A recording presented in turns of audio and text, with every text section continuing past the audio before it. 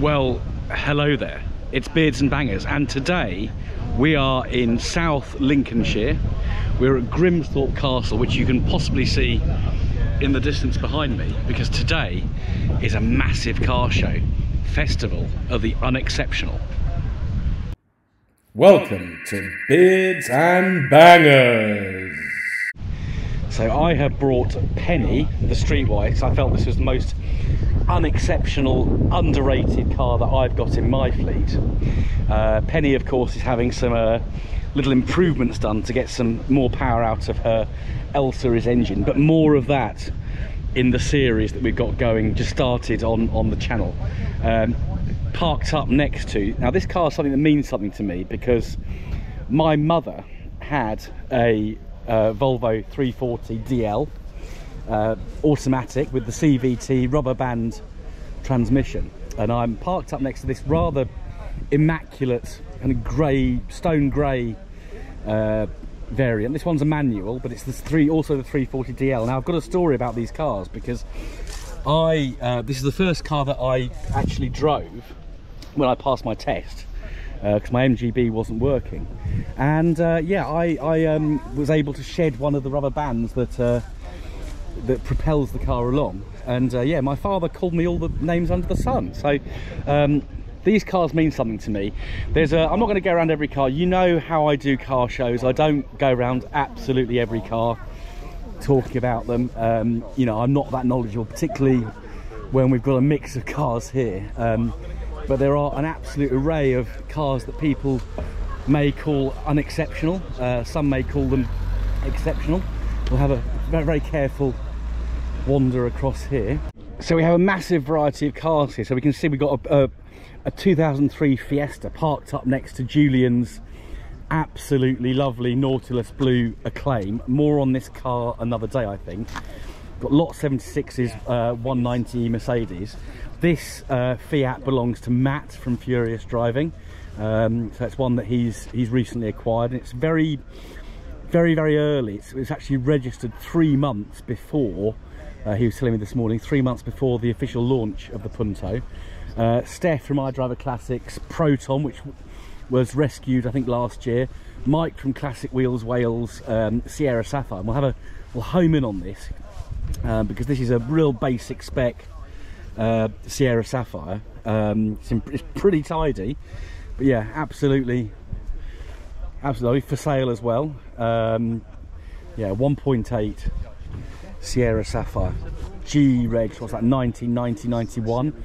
And then we've got this rather nice Mondeo Saloon next to it. So this is the kind of flavour, bit of a flavour of what we got here today. We'll keep wandering. We've got a lovely MGF in British Racing Green next to it, and then we've got two Citroens, two BXs. Citroens, Citroens are really popular classics. You know, people, if you love Citroens, you love Citroens. We've got two here. Peugeot 306. I have one of these. Very practical, very economical cars. 40th birthday car here, but then next to it we've got something that gets the Beards and Bangers juices flowing. We've got a Rover 220 GTI. 214 SEI. Sorry, so this isn't a 220 turbo, it's actually a 214 SEI, but it looks very much like the 220 turbo. Yeah, look at this. This is lovely. This is a daily used car. Lovely seats, lovely wooden dash trim, proper Rover radio cassette. I don't know how well you can see that, but yeah, there's definitely a few Rovers here today. We've got a Honda HR-V and an MX-5. We always get a good, well, actually a Unos this one, so it's a nice early one. And then if I just trundle across here, got a little lineup, but another Peugeot 106 this time, and then we've got some Foci. Got a lineup of Ford Foci Mark 1s, which are very nice in the yellow. We shan't show you every Focus, but Look at my gear knob in this. Remember the last one? And here we've got a Capri. Now, would you say a Capri is unexceptional? I would personally say not. We've also got an E30 two-door. I don't know which one this is, but it's debadged, so we can't tell what engine it's got. But you know, again, would you say these are unexceptional now? I don't know. Polo, another Sierra Sapphire, so probably, you know, more exceptional. We've got rather nice Mark II trophy yellow MG ZR here, which looks quite aggressive with its black wheels. It's been de-wipered. There we are. Common mod. And then we've got this Renault Clio opposite, or next to it rather. The young gentleman who owns this car bought it when it was on 20 odd thousand miles. It's now done 90, so it's used daily.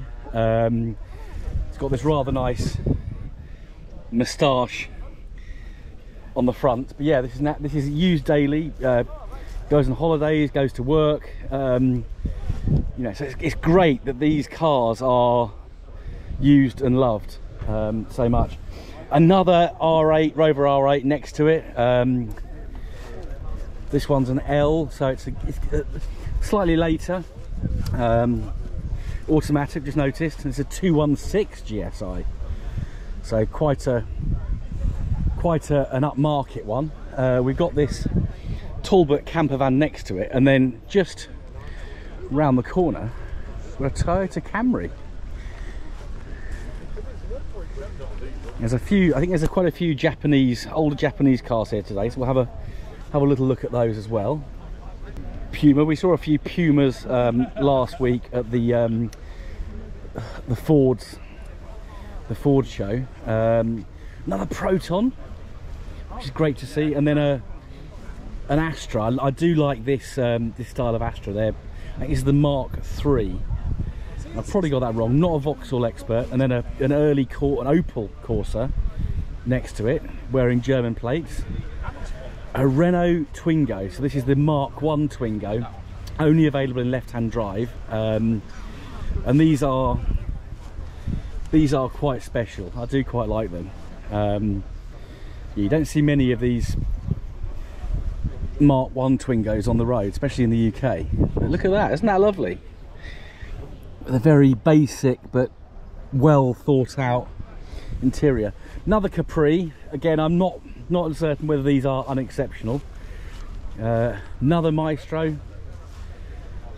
And then we've got a Volvo 144. Again, this means something to me because my grandfather had one of these. And we actually kept it once my grandfather passed away, we kept it for a number of years. Don't know what happened to it. Talbot Rapier next to it, which is in a lovely kind of bronzy metallic beige. We call it metallic beige. Don't know if that's the actual colour, but yeah, really nice. Volvo 850 behind it. BMW E36. Don't know which one. It's a coupe.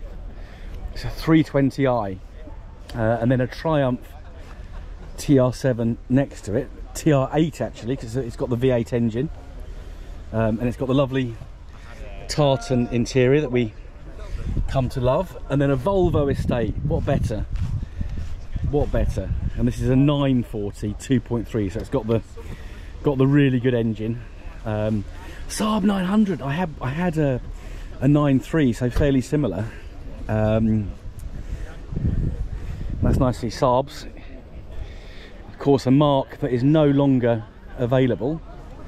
And then we've got this rather interesting Toyota with these gull-wing doors. I don't actually know what this car is. A Sierra, Toyota Sierra, H registered, so what's that, early 90s. It's a bit hard to get a kind of decent profile of it because it's quite close to the Rover next to it. But yeah, rather interesting looking car though. I quite like that. Now this must be rare. Another R8, another BX, make sure it is a BX, and then an Audi 80. from the days when Audis were rare on the British roads. Got a nice little lineup here with this gold Laguna, and then a Hyundai with very decorative lacquer peel, shall we say. It's actually quite an attractive shade of pink. All these cars. Then we've got a Skoda. I've got 3 lakhs. I've brought a Subaru just today. And this looks absolutely mint. It's a Favourite. 94. So before Skodas became, I don't know, popular. But yeah, that looks very clean. We've got a lovely little yellow Mini, just tucked around here, and then we've got what to me is what this show should be about: a beige early Sierra that looks absolutely lovely in this colour. Punto convertible, and then we've got a big Vauxhall, probably the last of the proper big Vauxhall. So it's a Senator 3 litre, and I'm sure they won't mind if I just pop my camera in here. Just look at the, it's not opulent, but look at those seats, just look so comfy. A little bit of wood, automatic of course. Just look how lovely it is. I'll try and avoid being eaten by wasps, and then we'll just wander around here. We've got another BX. So we've seen, what's that, 4 now today so far. Is the Rover V8 unexceptional? I think not. And then we've got a 45 next to it, so we won't dwell on that because that's typical Beards and Bangers fare. Another Proton, so a bit later than the other ones we've seen. And then this beautiful Escort RS 2000 in yellow that just looks really purposeful. Next to a 535i M. Just look at this. Look at those wheels. BBS alloys, deep dish.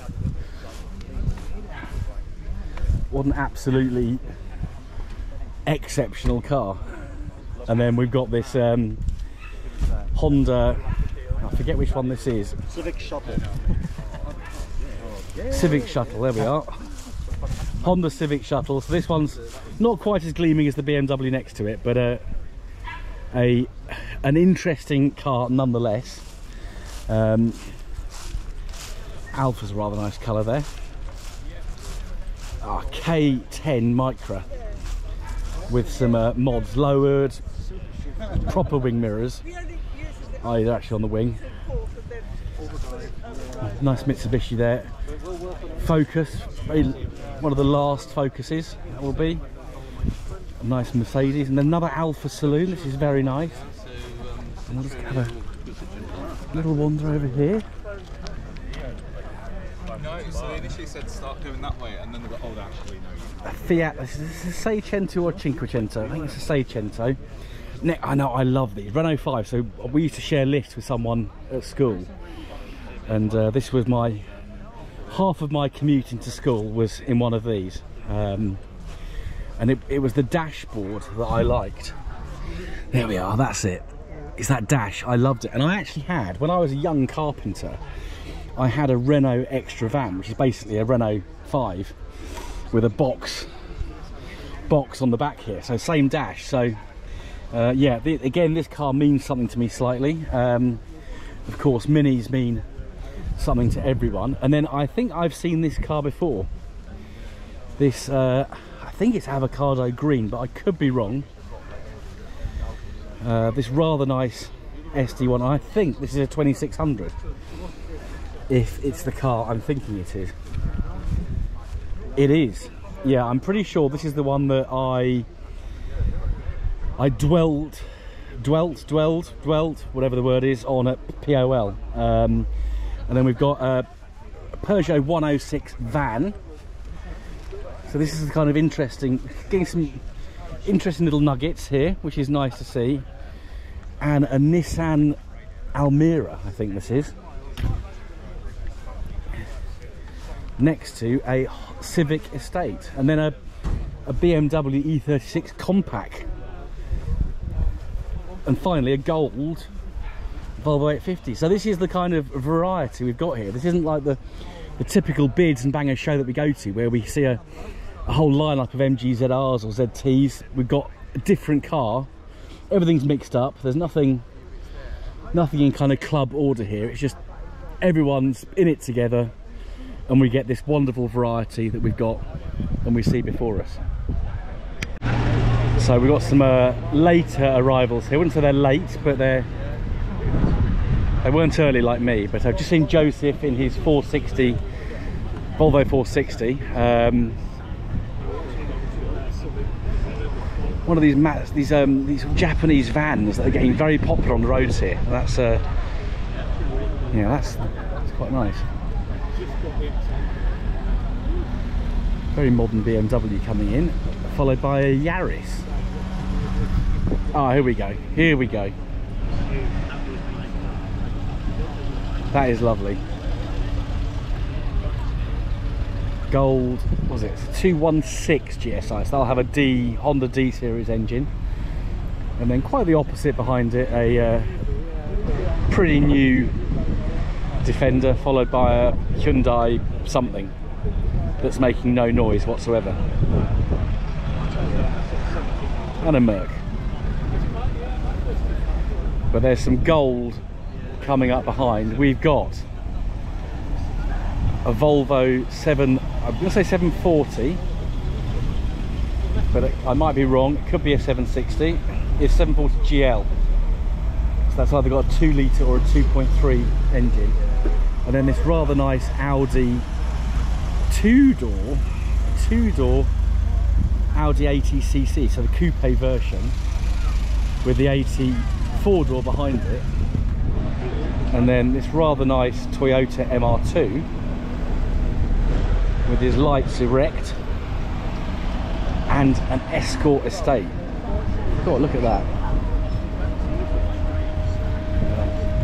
Got the Fiat coming through, Fiat 170, but we've got this Austin Maxi HL in, I don't want to name that colour because I'll probably get it wrong, but that looks absolutely lovely. Coming up behind him, we've got this gorgeous MG Metro, and then we get a Golf GTI behind it. So this is the variety we've got here. Then behind him we've got a 6-cylinder SD1. I think this is the guy who Norman and Ernest pointed out his bendy pipe in a video a couple of weeks ago. And then this Mark II Astra, which it's got absolutely no lacquer on whatsoever, but it looks great. So you get 3 cars like that, then you get this more modern Peugeot station wagon behind it, and that's quickly followed up by this Talbot. We'll get around to it. There's a bit of a queue forming. Talbot Horizon, and then another Sierra behind it, silver. Volvo V something, V70 of course, this one, and then quite a modern Golf. This, yeah, earlier Audi A4 here. Yeah, the engines sound quite agricultural back there. Then a lovely Toyota, starlit of course, Polish plate. And this is another Mazda, one of these Mazda vans. Friendly, I think they're called. And then this rather nice Mercedes coming in. Scooby. So just the variety. I haven't been to a show this year where there's so much variety. I've been out of my comfort zone a few times with the Chiltern Hills Rally and a couple of Ford shows, but there's just so much variety here. It's unreal. Audi Alpha, sorry, followed by a Chrysler PT Cruiser, and then you've got a Saab 900 Turbo behind it. I like that, and I'm just going to stand here for a little minute because we've got this rather interesting Fiat, which I think is a Strada. We'll walk up to it just to save precious moments. And then we've got the Fiat there. Then we've got this rather nice Rover Coupe. It's another 216 GTI. And we get modern stuff like this. And goodness me, I found a very windy corner here. So we're now in front of Grimsthorpe Castle itself. You can see it behind me, see the towers and the splendour. But this area here is the Concours de l'Ordinaire. So of course most classic car shows have a concours competition, and that of course is the Concours d'Excellence. But because this is the Festival of UneXceptional, we have a Concours de l'Ordinaire, so Concours of the Ordinary. So we'll have a little look round here. We've got this rather nice Volvo 244 DL. It's just so slabby and lovely and chunky. I just absolutely love them. I have no idea who's judging this, but I'm guessing someone from Haggerty or possibly Practical Classics. This Fiat 128, which makes me think of the Italian job. I think that's a Dutch registration, and Simon from Lot 76 Cars is actually filming as well, so we'll try not to get in each other's videos. Subaru Justy, Trusty Justy, again another Dutch registered car, and yeah, these were quite a common sight at one point on UK roads, but the first one I've seen for a very long time. Another Mark II Astra. This one's a Mark II Astra Estate, and this is what differentiates a concours car from the cars I've got. So we've got OEM wheel trims, we've got, you know, decent interior, upholstery, everything's clean and sparkly. Yeah, again, these are once such a common sight on UK roads. Next to it, we've got an immaculate version of a car that we do still see quite a lot of, and of course I have one on my channel in the early part of this year. So we've got a Nissan Micra K11 5-door, and this one's, I mean, it's a stunning colour, and it's just a stunning car, full stop. And then next to it we've got a wedge. So we saw a few wedges at the BL and BMC show the other day. So this is the Wolseley version, so it's a Princess. Got vinyl seats, of course, and a brown interior, but the red paint is just absolutely gorgeous. Damask red with mink. Damask red with mink. I've just been informed by a learned gentleman. And he owns it. So, and that is lovely. That is so nice. I've got a little Renault 4 next to it, and again, condition of these are so good. And then we've got a Rover 214i. So again, it's the coupe. It's the 3-door coupe version, and just look at that. A Rover with no rust. German registered as well, this one. Rover Müller on the bonnet. Citroen Xantia next to it. And then again, something you do still see the odd one driving around. I know there's one in Milton Keynes, but a Nissan Bluebird, F plate, was like 89, 90, absolutely mint, really mint.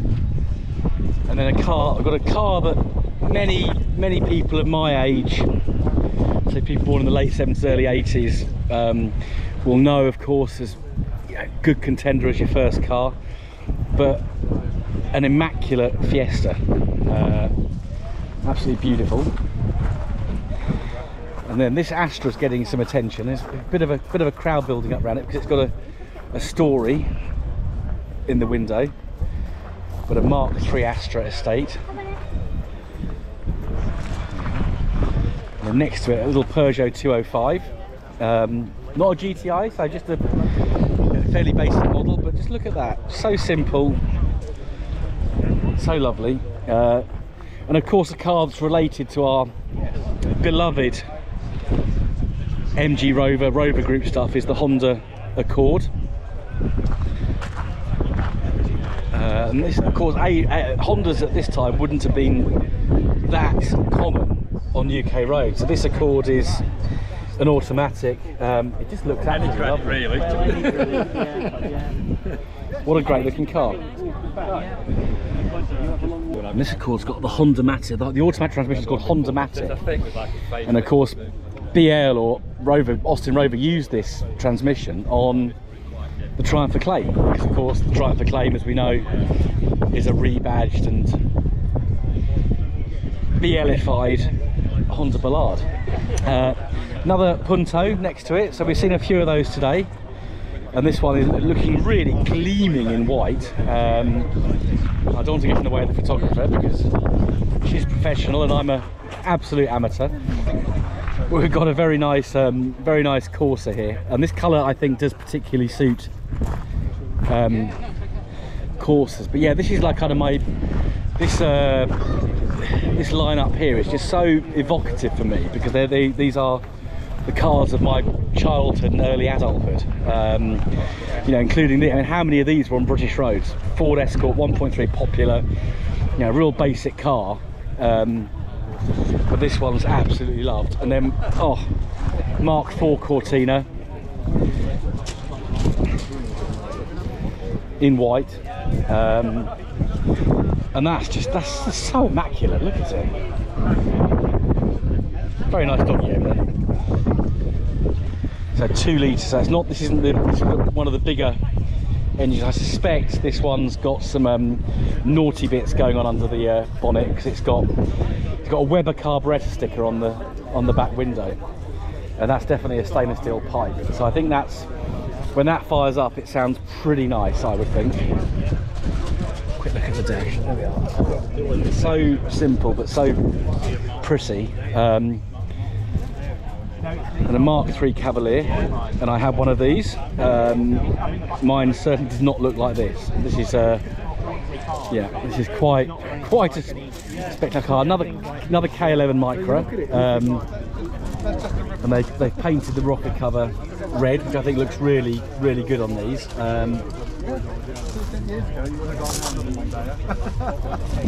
That's a very nice looking car. Metro, so nice. This one with the inset headlights, which I think does work. And then behind that we've got another Rover, and this is getting a bit noisy down here. So this is a Rover R8. I can't see what one it is, but it's in immaculate condition. It's completely different to my 416 SLI, which I sold earlier this year, because that was not quite as nice as this one. But this is again, it's an automatic, and it's being polished as we speak. It's a 216 as well, so it's like mine. It's got the Honda D series engine. And then we've got a DAF 33. Now if DAF had continued, then this would have been, this car would have eventually become something very similar to the Volvo 340, because of course Volvo acquired DAF. Volvo 340 was a DAF 77. There we are, DAFs. So the owner's just telling us that the DAF 77. So if DAF had continued, this would have looked like a Volvo 340. No, this was discontinued in 75. Right. The DAF 44 Hello. started in 68. So the 44 came after, right? After this, right. This is the A body. Then they bought the B body, which was bigger, 850cc instead of 750cc. Got you. Then they took the B body and they used it for the DAF 55 with a Renault 1100 engine. Yep. And they competed in London to Sydney Marathon, all the other African rallies and all those. Quite successful actually. Then they brought out the 66, which they squared up the front. Yeah. Looks very much like Mark I Golf. Yes. Front. Yeah. I've got a yellow one up there. Oh, I'll go and find that in a minute. So. 1300 or 1100 engine in there. Yeah. But in 1972 they designed the P900, which was the DAF 77, which is the 340. Became the 340. It's exactly the same. All Volvo did was say, take the DAF badge off, stick it on. Yeah. And there is actually down at Wansford a DAF 77 badged up, Is there? and it was one of 14 cars used for the motor shows to show the new vehicle in 76 that DAF were going to launch. So this guy is an absolute expert on DAF, and hopefully you've heard that. I've got a business in Peterborough doing. Okay, so real interesting history there about the DAFs and how, you know, badge engineering wasn't just happening here with BL and Rover, it was happening all over Europe. So this DAF 33 is original, and it's in the Concours de l'Ordinaire, but I think that's a bad name, because some of these cars are not ordinary, they are exceptional. So thank you, sir. No problem at all, sir. Take care. All right, take care. Another Fiesta, and then a Nova, a Vauxhall Nova.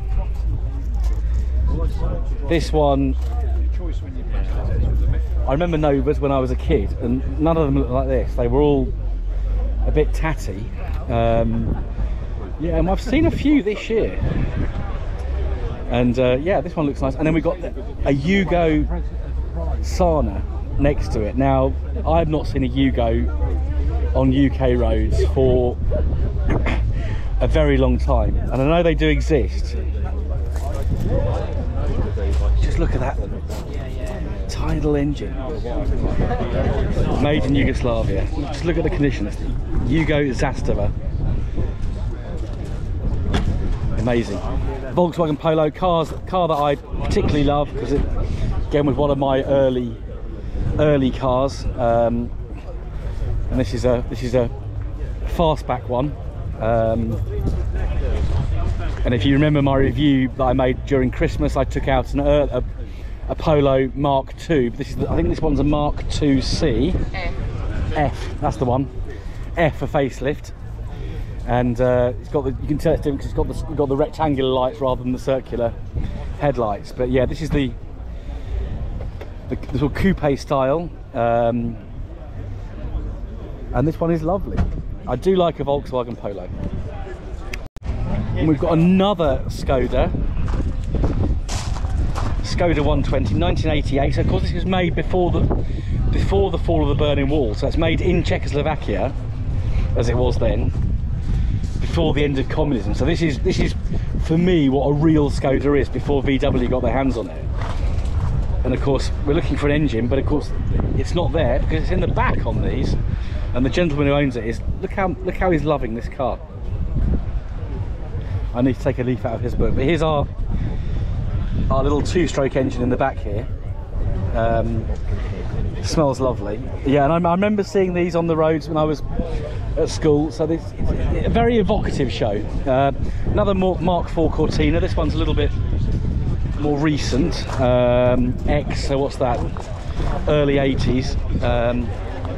In a two-tone grey, so that's quite attractive. Have a look at the dash. But yeah, the dash is very similar to the one we saw a moment ago.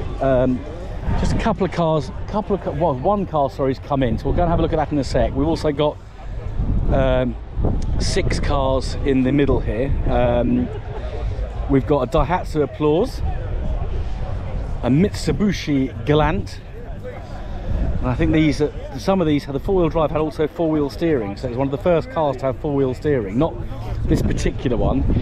A Suzuki Baleno, again, super rare. We're going to have a wander through here. The car that was in There's 3 cars parked up, and I'm recognising one of the owners and one of the cars. So we've got a Renault Laguna. So these kind of got popular, I think, in the 90s, because they were a good company car choice. So silver Laguna. We've got a Ford Escort. Yeah, and I knew this car was coming here. I'm not going to interrupt the owner because he's furious, not furious driving, furious polishing. Yeah, Chris is. Yeah, this is Chris's lovely 2-litre Primera, which I have to admit I do perv over this car when I see it on Facebook. But yeah, we'll let Chris get polishing because we've got the concourse judges coming round in about 15 minutes. We've got one more car to look at in the Concours de l'Ordinaire, which has turned up while I've been filming. quickly prance through here because we've got an SD3, a beige SD3, complete with a fluffy seat cover, which just screams 1980s. So Rover 213 E-Reg, so not early, but late 80s, 88, and got a Honda engine up front here. So here is Le Concours de l'Ordinaire. We will see with interest who wins later on.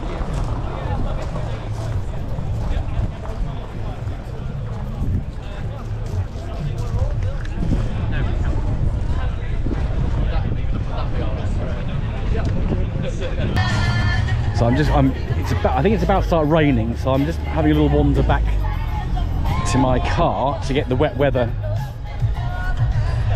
gear if we need it. But there's still people coming in.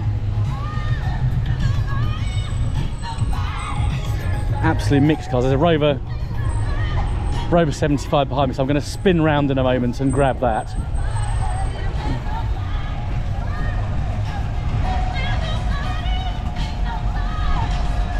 It looks like a very early 75 as well. We'll wander and we'll catch that car in a sec.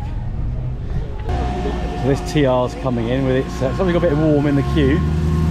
Here its fan on there. Hopefully not getting, Rover V8s can vaporise when they get a bit hot.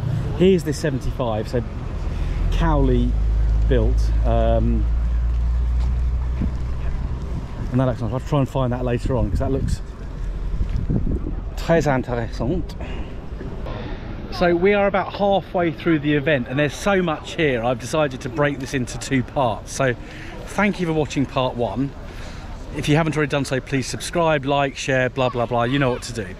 But if you tune in very shortly, you will see part 2 of this video. So goodbye for now, goodbye.